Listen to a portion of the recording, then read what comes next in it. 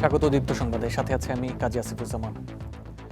কুড়িগ্রামের রৌমারী উপজেলার দুটি সীমান্তের শূন্যরেখায় 7 দিন ধরে আটকে আছেন ভারত থেকে জোর করে ঠেলে দেয়া 5 যুবক। এর মধ্যে গয়টাপাড়া সীমান্তে 2 জন এবং বন্ধুরচর সীমান্তে 3 জন অবস্থান করছেন। রোদ বৃষ্টির মধ্যেই সামান্য প্লাস্টিকের ছাউনির নিচে দিন পার করছেন তারা। এই 5 জনকে ঘিরে কঠোর অবস্থানে রয়েছে বিজিবি। এছাড়া নওগাঁর সীমান্তে নিরাপত্তা ব্যবস্থা জোরদারের পাশাপাশি টহল বাড়ানো হয়েছে।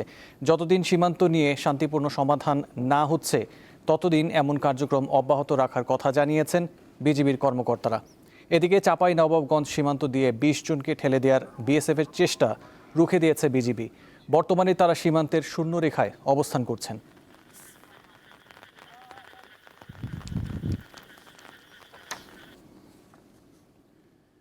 চাঁপাইনবাবগঞ্জ সীমান্তের খবর জানাতে যোগ দিচ্ছেন সহকর্মী আলমগীর হোসেন। যে 20 জনকে বাংলাদেশে ঠেলে দেওয়ার চেষ্টা করা হয়েছে তাদের বিষয়ে বিজিবি কি বলছে? হ্যাঁ, আসিফ, আপনি যেমনটি বলছিলেন, আমি চাঁপাইনবাবগঞ্জের ভারতীয় যে সীমান্ত রক্ষী বাহিনী সীমান্ত এলাকায় আজ 20 জনকে পুষিনের চেষ্টা করেছে এবং বিজিবি সদস্যদের প্রতিরোধের মুখে তারা বাংলাদেশের ভূখণ্ডে আসতে পারেনি। বর্তমানে তারা সীমান্তের লোম্যান্সের ভারতীয় অংশে অবস্থান করছে। শুক্রবার দিবাগত রাতে এই 20 জনকে ভারতীয় ভূখণ্ড থেকে বাংলাদেশের দিকে ছেড়ে দেওয়ার এই চেষ্টা করে বিএসএফ। আজ শনিবার সকালে বিজিবির 59 ব্যাটালিয়নের অধিনায়ক লেফটেন্যান্ট কর্নেল মোহাম্মদ তাজুল ইসলাম চৌধুরী এসব তথ্য নিশ্চিত করেন।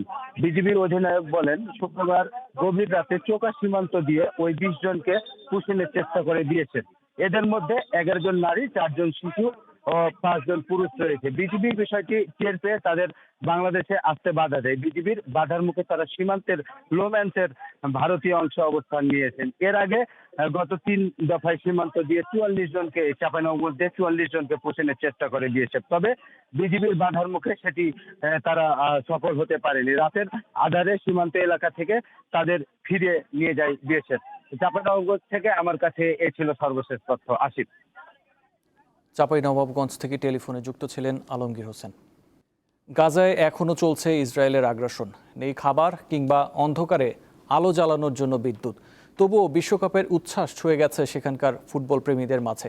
খেলাটির প্রতি নিখাত ভালোবাসা ধরে রেখেছেন গাজার মানুষ। একদিকে ইসরায়েলের হামলার আতঙ্ক, অন্যদিকে চরম মানবিক সংকট। তার মধ্যেও চলমান ফুটবল বিশ্বকাপের প্রতি ভালোবাসার কমতি নেই গাজাবাসীর মধ্যে। বিধ্বস্ত গাজার যাবতীয় প্রতিকূলতাকে পাশ কাটিয়ে অটুট তাদের ফুটবলের প্রতি অগাধ ভালোবাসা ও আবেগ। তাই পছন্দের দলের পতাকা হাতে নিয়ে খেলা দেখতে হাজির গাজার শিশুরা। কারো হাতে ইরানের, কারো হাতে সৌদির পতাকা। মিশর, জর্ডানের ভক্ত আছে গাজায়। তবে অতটা সহজ নয় খেলা দেখা। সংঘাত ও ঘন ঘন বিদ্যুৎ বিভ্রাটের কারণে এবারের বিশ্বকাপের ম্যাচগুলো দেখতে বেশ কষ্ট হচ্ছে তাদের। এবারের বিশ্বকাপের প্রেক্ষাপট অন্য যে কোনো বছরের চেয়ে ভিন্ন। আপনারা জানেন, বিদ্যুৎ বিভ্রাট ও চরম দুর্ভোগের মধ্যেও গাজার মানুষ খেলা দেখছেন। আমরা বিশ্বকে একটা বার্তা দিতে চাই, যুদ্ধের আগের মতো যুদ্ধের পরেও আমরা জীবন ও ফুটবলকে ভালোবাসি। সোমালিয়ার রেফারি ওমার আরতানকে যুক্তরাষ্ট্রে প্রবেশের সুযোগ না দেওয়ার সিদ্ধান্তের কঠোর সমালোচনা করেছেন গাজার এই ফুটবল ভক্ত। এই বিষয়কে কেন্দ্র করে ফুটবলের সর্বোচ্চ নিয়ন্ত্রক সংস্থা ফিফার ওপর ক্ষোভ ঝাড়েন আব্দুল্লাহ মাসুদ। আমার বিশ্বাস, এই রেফারিকে অযোগ্য ঘোষণা করা খেলাধুলার রাজনৈতিক হস্তক্ষেপেরই একটি উদাহরণ, ঠিক যেমনটি সোমালি রেফারির ক্ষেত্রে ঘটেছিল। এটি ফিফার জন্য একটি সংকট। এবছর ফিফাকে দুর্বল এবং যুক্তরাষ্ট্রের সিদ্ধান্তের সহযোগী বলেই মনে হচ্ছে। আরেক ভক্ত নিন্দাল হানুন মনে করেন, কোনো দলগত বা ব্যক্তিগত অর্জন দিয়েই গ্রেটেস্ট শো অন আর্থের সফলতা বা ব্যর্থতা মূল্যায়ন করা উচিত নয়, বরং বিশ্বব্যাপী যেসব মানুষ সংঘাতের ঝুঁকিতে আছে তাদের সঙ্গে সংহতি প্রকাশ করাই এমন বৈশ্বিক টুর্নামেন্টের বড় সাফল্য। বিশ্বকাপের সাফল্য শুধু যুক্তরাষ্ট্রের সাফল্য নয়, সত্য যে তারা এই টুর্নামেন্টের আয়োজক। কিন্তু বিশ্বকাপের সাফল্য নির্ভর করে পুরো বিশ্বের উপর। যখন বিশ্ব ঝুঁকিপূর্ণ ও অসহায় মানুষের পাশে দাঁড়ায়।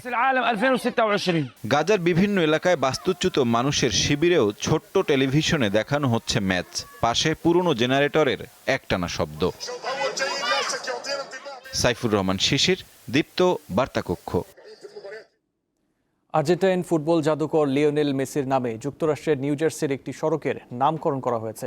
বার্কলে হাইটসের কাছে অফিসিয়ালি উদ্বোধন করা ওই রাস্তার নাম লিও মেসিওয়ে। সাইনবোর্ডটি স্থাপন করা হয়েছে প্যাট্রিয়া স্টেশন ক্যাফের ঠিক পাশে, যে জায়গাটি সেখানকার আর্জেন্টিনা ভক্তদের আড্ডার প্রধান কেন্দ্র। জয় দিয়ে বিশ্বকাপ শুরু করায় আর্জেন্টিনা ভক্তদের আনন্দের মাত্রাটা যতটুকু না বেশি, তার চেয়েও বেশি লিওনেল মেসির হ্যাটট্রিকে। উন্মাদনার এই পারদকে আরেকটু বাড়িয়ে দিতে এবার যুক্তরাষ্ট্রে তৈরি হলো এক টুকরো আর্জেন্টিনা। নিউ জার্সির মেট লাইফ স্টেডিয়ামের ঠিক কাছেই বার্কলে হাইটসের এক রাস্তার নাম এখন লিওনেল মেসির নামে। শেরম্যান অ্যাভিনিউ আর স্টেশন স্ট্রিটের সংযোগস্থলটি এখন থেকে পরিচিত হবে লিও মেসি ওয়ে নামে। নামকরণের পেছনের কারিগর ক্যারোলিনা জোকালস্কি, যিনি স্থানীয় প্যাট্রিয়া স্টেশন ক্যাফের মালিক। আর্জেন্টিনা প্রবাসী এই ফুটবল ভক্তের 9 মাসের অক্লান্ত পরিশ্রম আর স্থানীয় প্রশাসনের সহযোগিতায় বাস্তবে রূপ নিয়েছে স্বপ্ন। ক্যারোলিনার কাছে মেসি কেবল একজন ফুটবলার নন, তিনি কোটি প্রবাসীর লড়াকু জীবনের এক অনুপ্রেরণা।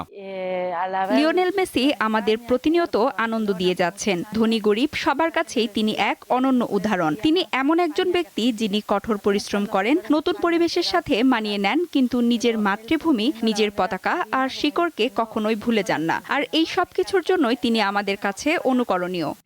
বিশ্বকাপ জয়ী মেসির অর্জন আকাশচুম্বী। 8 বার ব্যালন ডি অর জয়ী তিনি। আলজেরিয়ার বিপক্ষে ম্যাচের পর ক্যারোলিনাকে দেখে মিষ্টি হেসে মেসি বলেছিলেন, আমি দেখেছি ওইটা। এই হাসি যেন ক্যারোলিনার কোটি ভক্তের 9 মাসের কষ্টে সেরা পুরস্কার। প্রথমবার 48 দলে ফুটবল বিশ্বকাপের ফাইনাল ম্যাচ হবে নিউ জার্সির মেট লাইফ স্টেডিয়ামেই। তার আগে লিও মেসি ওয়ের আত্মপ্রকাশ জানান দিচ্ছে, মাঠের লড়াই যেমনই হোক, ফুটবল জাদুকরের নাম খোদাই হয়ে গেছে খোদ আমেরিকার বুকে। মোহাম্মদ হাসিব, দীপ্ত স্পোর্টস। সরকারের নির্বাচনী অঙ্গীকার বাস্তবায়নের লক্ষ্যে সারা দেশের মতো নওগাঁর 11টি উপজেলায় শেষের পথে খাল পুনর্খননের কাজ। এখন খালের দুই পারে চলছে বিভিন্ন প্রজাতির বৃক্ষরোপণ। সরকারের নির্বাচনী অঙ্গীকার সারা দেশের যে মরা খালগুলো রয়েছে সেই খালগুলো পুনর্খনন করে স্থানীয়দের আর্থসামাজিক কাজে উন্নয়ন সাধন করা। বিশেষ করে সারা দেশে এখন মরা খালগুলো পুনর্খননের কাজ চলছে। তার ধারাবাহিকতায় নওগাঁর 11টি উপজেলাতে বিভিন্ন যে মরা খালগুলো রয়েছে সেই খালগুলো পুনর্খননের কার্যক্রম এখনও চলমান রয়েছে। বিশেষ করে এখন যে সকল খালগুলো পুনর্খনন করা হয়েছে সেই সকল খালে ইতিমধ্যে পানি জমতে শুরু করেছে। আর অনেক জায়গাতে অনেক স্থানীয় বাসিন্দারা হাঁস লালন পালন শুরু করেছে এবং খালগুলো যাতে টেকসই হয়, খালের পাড়গুলো যাতে বৃষ্টিতে নষ্ট না হয়ে যায়, সেই কারণে খালের যে পাড়গুলো রয়েছে সে পাড়গুলোতে বিভিন্ন ধরনের ঘাস জাতীয় উদ্ভিদ লাগানো হয়েছে। এছাড়া খালের দুই পাড় দিয়ে বিভিন্ন ধরনের বৃক্ষরোপণ কর্মসূচি এখনো চলছে। এক কথায় এই খাল খননের মাধ্যমে নওগাঁর 11টি উপজেলার খাল সংলগ্ন বাসিন্দা যারা রয়েছে তারা কিন্তু এখনই খাল থেকে উপকার পাওয়া শুরু করেছে। আগে এই খালে খনন ছিল না, পানি ছিল না, কিচ্ছুই ছিল না। এখন এই খাল খোঁড়ায়ে আমাদের বিরাট সুবিধা। আমরা এই খালের পানি দিয়ে জমি সেচতে পারি, মৌসুমী আবাদ করতে পারি। এই খালটি দীর্ঘ যাবৎ পূরণ হয়ে থাকে মাটিয়ে, তো এই খাল খননের কারণে আমাদের এই খালে পানি জমে থাকে। আমাদের বিভিন্ন উপকারী হচ্ছে, বা হাঁস লালন পালন করতেছি, বা বিভিন্ন আবাদ বুনের দিক দিয়ে আমাদের সুবিধাজনক হচ্ছে। আগামীতে এই খাল থেকে তারা ব্যাপকভাবে উপকৃত হবে এবং আরও যেগুলো খালগুলো ছোটোখাটো জলাশয় আছে, নদীগুলোর আছে, সেগুলো যদি পুনর্খনন করা যায় তাহলে জলাশয় এবং নদীগুলো পুনর্খননের মাধ্যমে যেমন পানির প্রবাহটা বৃদ্ধি পাবে, মাঠের জলাবদ্ধতা দূর হবে এবং জলাশয় এবং নদীগুলোর পাশে যে বাসিন্দাগুলো রয়েছে তাদের আর্থসামাজিক উন্নতি ঘটবে। মোহাম্মদ আব্দুর রউফ, দীপ্ত নিউজ, নওগাঁ। ঢাকার সাভার ও আশুলিয়া এলাকায় বেড়েই চলেছে অপরাধ কর্মকাণ্ড। আধিপত্য বিস্তার, মাদক কারবারি ও জমি নিয়ে বিরোধ সহ নানা কারণে অপরাধ সংগঠিত হচ্ছে। গ্রেপ্তারের পর অপরাধীরা জামিনে বেরিয়ে আসছে, এতে উদ্বেগ বাড়ছে স্থানীয়দের মাঝে। গত 20 মে আশুলিয়ায় দুর্বৃত্তরা মোটরসাইকেলে এসে দুই ভাইকে গুলি করে পালিয়ে যায়। এ ঘটনায় এখন পর্যন্ত কোনো অপরাধীকে গ্রেপ্তার করতে পারেনি পুলিশ। এছাড়া সম্প্রতি সাংবাদিকদের ওপর হামলা, মাদক কারবার ও বিভিন্ন সন্ত্রাসী কর্মকাণ্ডে আতঙ্ক বেড়েছে শিল্পাঞ্চল জুড়ে। গত ডিসেম্বর থেকে এপ্রিল মাস পর্যন্ত 5 মাসে সাভার মডেল থানায় মামলা হয়েছে 434টি। এসব মামলায় গ্রেপ্তার হয়েছেন 1127 জন। একই সময়ে আশুলিয়া থানায় 503টি মামলায় গ্রেপ্তার হয়েছেন 1121 জন। উদ্ধার করা হয়েছে 12টি অস্ত্র। স্থানীয়রা বলছেন মামলা ও গ্রেপ্তার বাড়লেও কমেনি অপরাধ। আজকে ধরলেন, আবার 2 দিন পর ছাইরা দিলেন, এটা তো সমাধান না। সমাধান হইলে, স্থায়ী সমাধান হইলে জোরালো সিদ্ধান্ত নিতে হবে। একজন ইয়াবা বিক্রি করতেছে, এখন তাদের শেল্লার দিয়েছে ওই এলাকার নেতা। ধরলেও ধরে যাদেরকে চালান করে তারা আইনের ফাঁক ফোকর বেরিয়ে গলিয়ে খুব তাড়াতাড়ি বেরিয়ে আবার আগের কাজে ফিরে আসে। এটা প্রশাসনের সমস্যা না জনগণের সমস্যা না রাজনৈতিক সমস্যা, এটা তো বলা মুশকিল। আইন শৃঙ্খলা বাহিনীর অভিযানের পাশাপাশি অপরাধ দমনে সামাজিক সচেতনতা বাড়াতে হবে। পুলিশ, আইন শৃঙ্খলা বাহিনী বলেন, জনগণ বলেন, রাজনীতিবিদ বলেন, সবাইকে পজিটিভ চিন্তায় নানা রকম অপরাধ প্রতিরোধ না করা যায়, তাহলে সাভার আশুলিয়ার মানুষ মারাত্মকভাবে অনিরাপদ হবে। সাভার ও আশুলিয়া এলাকায় 2টি থানা, 8টি পুলিশ ফাঁড়ি, র্যাব ও ডিবির কার্যালয় থাকলেও জনবল সংকটের কথা জানালেন উপজেলা প্রশাসনের এই কর্মকর্তা। সাভারে এই 80-90 লক্ষ মানুষের জন্য মাত্র থানা 2টি। এখানে যদি আমাদের একাধিকে আরও 2-3টি থানা অতিরিক্ত থাকতো, 5টি বা 6টি থানা থাকতো, সেক্ষেত্রে হয়তো আমরা বেশি মানুষকে আইনের আওতায় বা আইনের কাভারেজে আমরা নিয়ে আসতে পারতাম। পুলিশ বলছে শিল্পাঞ্চল এলাকায় অপরাধ দমনে অভিযান ও গোয়েন্দা তৎপরতা জোরদার করা হয়েছে।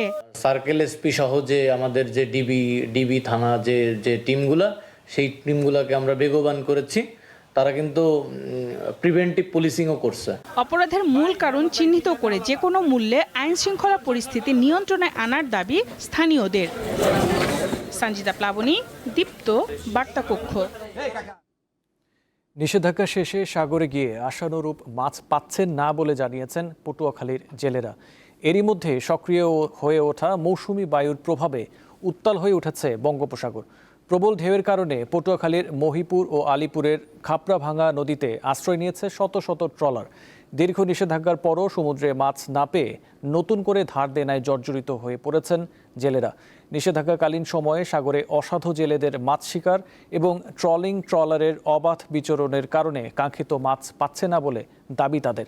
এর আগে গত 11 জুন মধ্যরাতে শেষ হয় সাগরে মাছ শিকারে 58 দিনের নিষেধাজ্ঞা।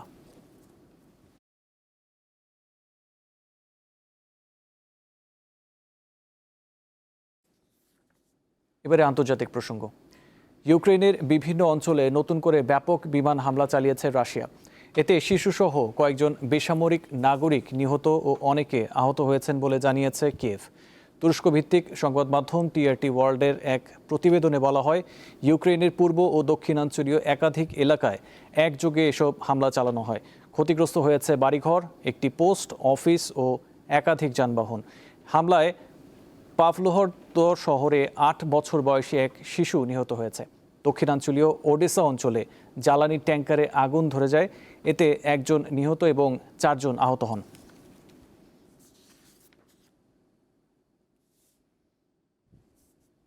ইরানের সঙ্গে সই করা সমঝোতা স্মারকের শর্ত মেনে শান্তি আলোচনার প্রথম পর্বে অংশ নিতে সুইজারল্যান্ডে সফর করছেন প্রেসিডেন্ট ট্রাম্পের বিশেষ দূত স্টিভ উইটকফ। ইরানের সঙ্গে শান্তি আলোচনায় বসতে সুইজারল্যান্ডে যাওয়ার কথা ছিল যুক্তরাষ্ট্রের ভাইস প্রেসিডেন্ট জেডি ভ্যান্সের, কিন্তু শেষ মুহূর্তে তার সফর স্থগিত হয়। এদিকে যুদ্ধবিরতিতে সম্মত থাকার কথা জানিয়েছে ইসরায়েল ও লেবাননের হিজবুল্লাহ গোষ্ঠী। এই যুদ্ধবিরতির খবর প্রকাশের পর শান্তি আলোচনায় বসতে মার্কিন দূত উইটকফের সুইজারল্যান্ড সফরের তথ্য সামনে এসেছে। এর মধ্যে দিয়ে ওয়েস্ট এশিয়ায় শান্তি আনতে আলোচনার পথে প্রাথমিক বাধা দূর হয়েছে।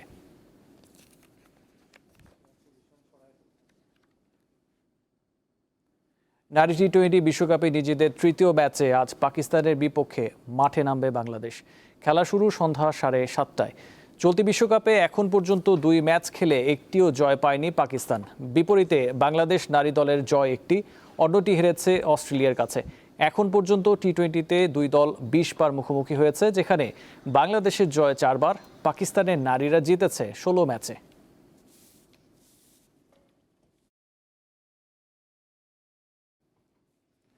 এই ছিল এখনকার মতো। পরবর্তী সংবাদ 2টায় দেখার আমন্ত্রণ রইল। এছাড়াও তথ্য ও বিনোদনের খবর পেতে চোখ রাখুন দীপ্ত টিভি ডিজিটাল প্ল্যাটফর্মগুলোতে। ধন্যবাদ।